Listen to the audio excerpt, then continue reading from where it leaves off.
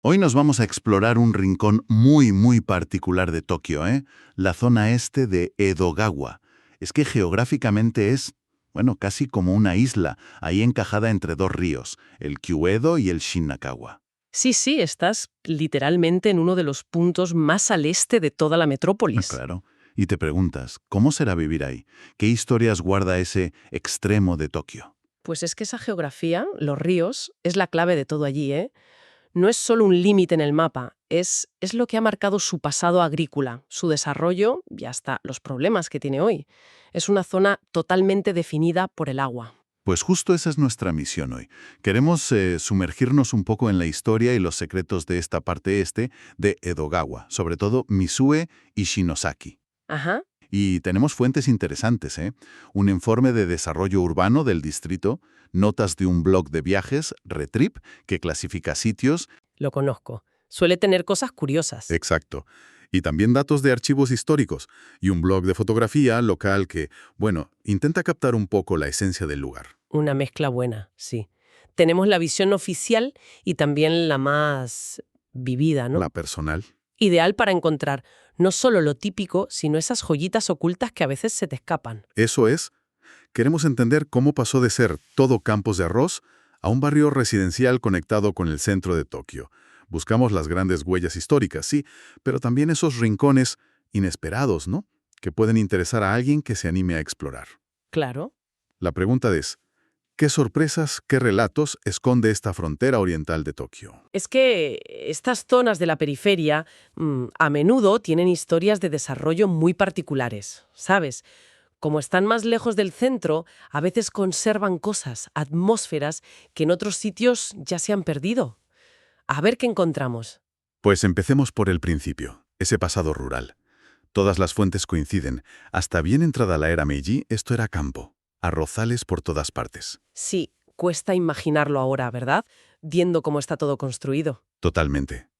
Pero la modernización, bueno, empezó a dar sus primeros pasitos a principios del siglo XX. Un momento importante, según el informe del distrito, fue en 1911, Meiji 44. Ajá. Ahí, en Mizue, se puso en marcha el primer proyecto de reorganización de tierras de cultivo de todo Edogawa. O sea, ya empezaban a pensar el terreno de otra forma, no solo para la agricultura de subsistencia. Y poco después, en 1913, Taisho II, nace oficialmente la aldea de Mizue. Y aquí hay una historia bonita con el nombre, ¿eh? Que sale en varios sitios. Sí, lo del nombre es curioso. Mizue, Rue-e, que viene de juntar caracteres de las aldeas que se fusionaron. Mizuho, Rue-jo, e Ichinoe. Exacto. Y es muy revelador, porque el kanji Mizu, Rue, de Mizuho, significa algo así como espiga exuberante o fresca. Vamos, una referencia clarísima a los arrozales. Claro. Y el ye, de Ichinoe, que tiene que ver con bahía o desembocadura, pues te conecta directamente con los ríos. El propio nombre es como una cápsula del tiempo de lo que era aquello. Qué bueno. El desarrollo industrial también llegó, pero tímidamente, ¿no? Una fábrica de papel en 1922, pero fue más en la era Showa, sobre todo después de la guerra, cuando las grandes obras empezaron a cambiar el paisaje de verdad. Sí, ahí ya vemos cosas más potentes que definen la relación con el agua y el transporte. En 1943 acaban la esclusa de Edogawa, la Edogawa Suikomon, una obra de ingeniería enorme para la época. Ya. Y casi seguido, en 1949, empiezan a excavar el canal Shinakawa, que es el otro gran río que delimita la zona. Ah, vale.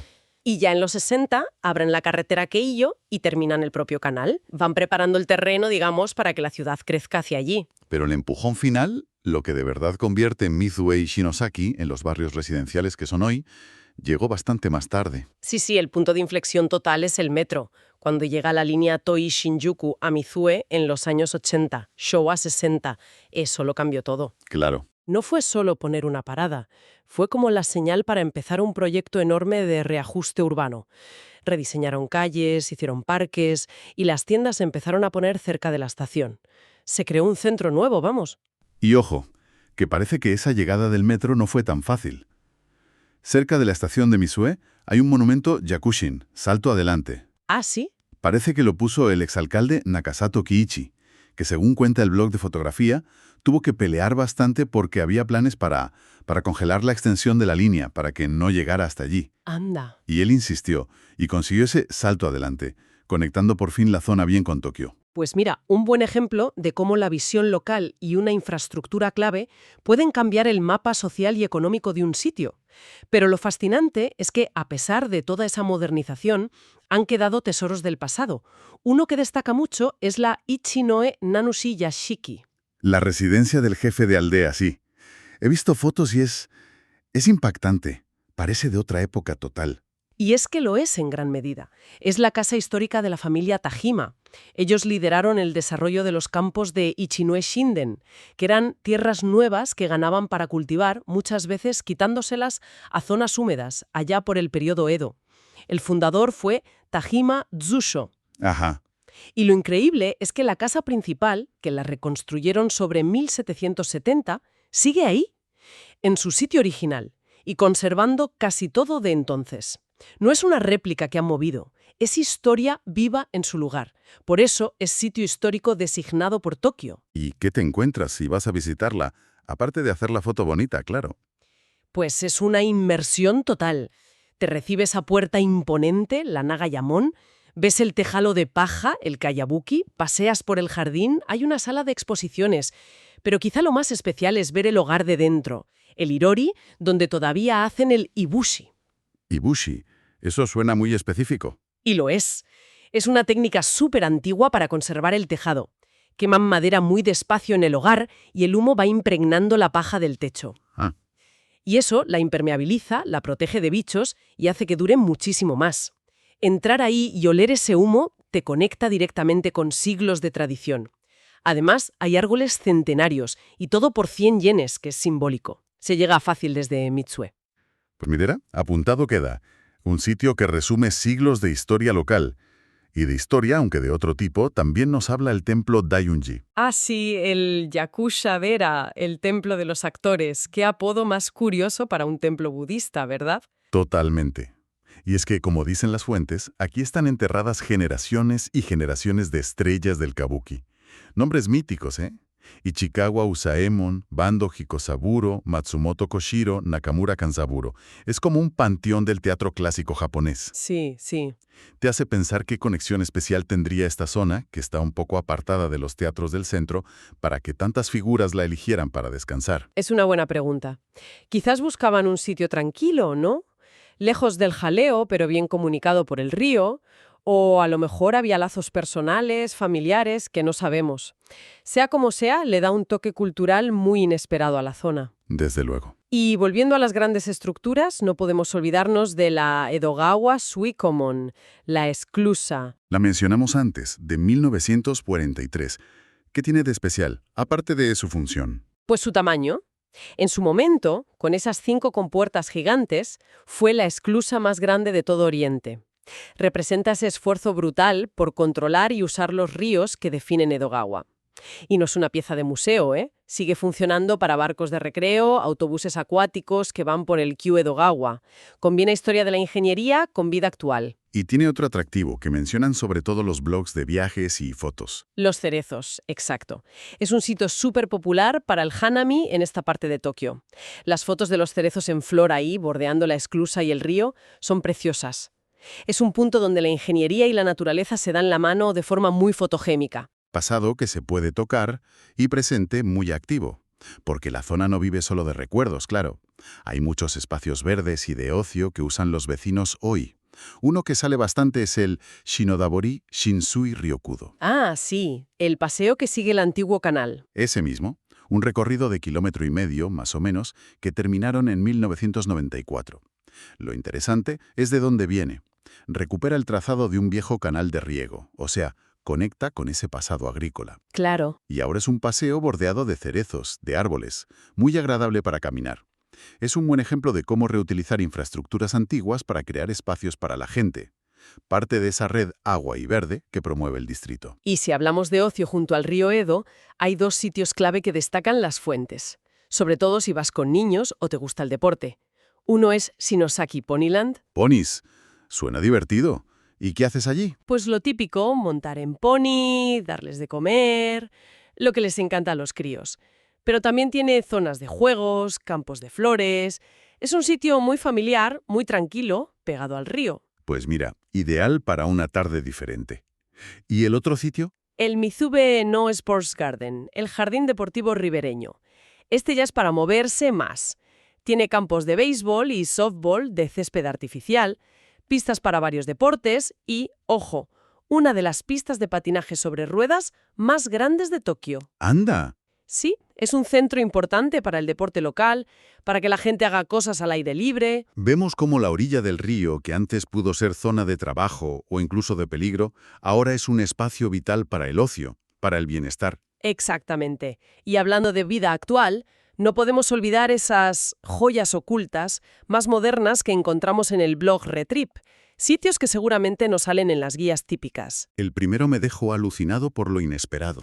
Cis Café, un café senegalés en un contenedor de barco. ¿En serio? Sí, en medio de una zona residencial. Sirven platos como el mafé, que es un guiso con salsa de cacahuete, y el café tuba, un café especiado típico de Senegal. ¿Hay que tener valor para montar algo así ahí? Desde luego. Es el tipo de descubrimiento que te alegra el día cuando estás explorando un barrio, ¿no? Una ventana a otra cultura donde menos te lo esperas. Totalmente. Luego está la panadería Lion Soleil. Suena más normal, pero tiene un producto estrella. El pan de curry con trozos de ternera. Según Retrip, ganó medalla de oro en el Curry Bread Grand Prix. Y ya sabemos que en Japón estas competiciones de comida son cosas serias. Uf, sí. Si te dan un premio así, es que ese pan de curry tiene que ser de otro nivel. Un pequeño templo para los fans de este clásico japonés. Y para los que les va lo visual y lo dulce, está Bake, Bread and Sweets, una pastelería famosa por sus dulces súper detallados, con formas de animales, motivos de temporada. Muy instagramiable, vamos. Aunque parece que hay que andar un poquito desde la estación. Pues mira, estos pequeños negocios demuestran que hay una vitalidad, una diversidad que quizás no asocias de primeras con una zona residencial de las afueras. Convive la tradición de siglos de la nanushi yashiki con un café senegalés en un contenedor.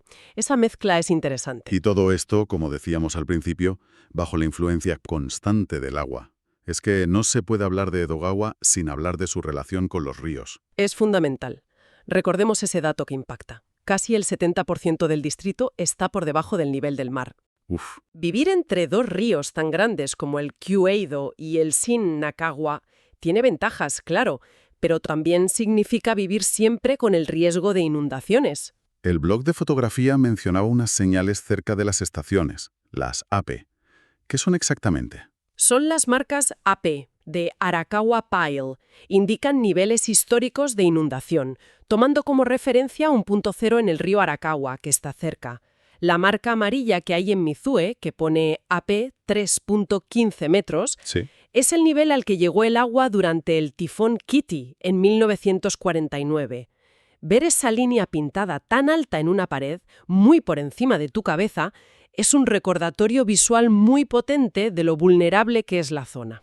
Te hace mirar todo de otra manera, claro.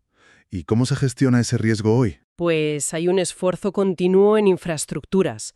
Lo más llamativo es el proyecto de los superdiques, los superteibo, a lo largo del Kyoedo.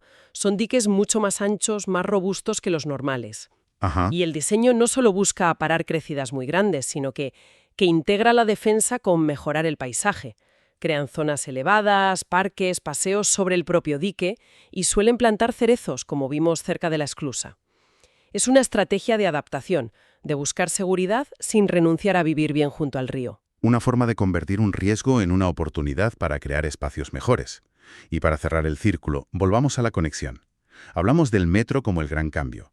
¿Cómo es moverse hoy desde este extremo oriental? Pues las estaciones claves son Mizue y Shinosaki, de la línea Toe-Shinjuku. Y Shinosaki tiene la curiosidad de ser la estación de metro más al este de todo Tokio. Sí, y desde Mizue, por ejemplo, te plantas en Shinjuku, que es uno de los nudos de transporte más grandes, en unos 35 minutos. Tienes acceso directo al corazón de la ciudad. Un contraste brutal con cómo era antes del metro. Las fuentes dicen que la vida dependía de autobuses para ir a la estación de Koiwa de la línea JR Sobu o al intercambiador de Imai. Exacto. El intercambiador de Imai, que está cerca del puente sobre el Shin Nakagawa, fue un punto clave durante mucho tiempo. Allí acababan los tranvías y luego los trolebuses, que conectaban esta zona con otras partes antes del metro. Claro. Y es curioso porque, según un blog local, todavía quedan algunas tiendecitas pequeñas cerca de la parada de autobús actual de Imai, como ecos de cuando aquello era un hervidero de gente esperando el transporte. Pequeños detalles que cuentan historias de la vida de antes. Eso es. Bueno, pues creo que hemos dibujado un retrato bastante completo del este de Edogawa, ¿no? Hemos viajado desde sus orígenes como tierra de arrozales hasta hoy, un barrio residencial moderno, pero con unas raíces históricas muy visibles. Ahí están la Nanu Shiashiki, el templo Daiunji con sus tumbas kabuki, la esclusa Edogawa. Sí, hemos visto cómo la naturaleza, sobre todo las orillas de los ríos, se han metido en la vida diaria, con paseos como el Shinodabori Ryokudo y sitios de ocio como Ponyland o el Sports Garden. Y hemos descubierto esas pequeñas sorpresas modernas, desde sabores de Senegal en un contenedor hasta pan de curry premiado, que demuestran que hay una diversidad oculta ahí, detrás de la fachada residencial. Una mezcla de historia, agua, naturaleza y hallazgos inesperados. Exacto. Y todo, como decías, bajo la sombra y también la bendición del agua. Lo que me lleva a una reflexión final para quien nos escucha. Esta comunidad vive literalmente en el borde este de Tokio, marcada por la presencia constante de dos grandes ríos. Han aprendido a usar sus recursos, pero también a respetar y a defenderse de su fuerza, como nos recuerdan esas marcas de inundación y los superdiques. Pensando en esa dualidad, el río como fuente de vida y como amenaza, ¿cómo creen que esta relación tan íntima y a veces tensa con el agua ha forjado el carácter resiliente de esta comunidad? Y mirando al futuro, ¿cómo seguirá influyendo esta geografía fluvial en su identidad y en su desarrollo? Una pregunta profunda para terminar, ¿sí? Esa convivencia con el agua, entre el riesgo y el recurso, sin duda define la esencia única de esta parte de Edogawa. Un lugar con muchas más historias que contar de las que parece a simple vista.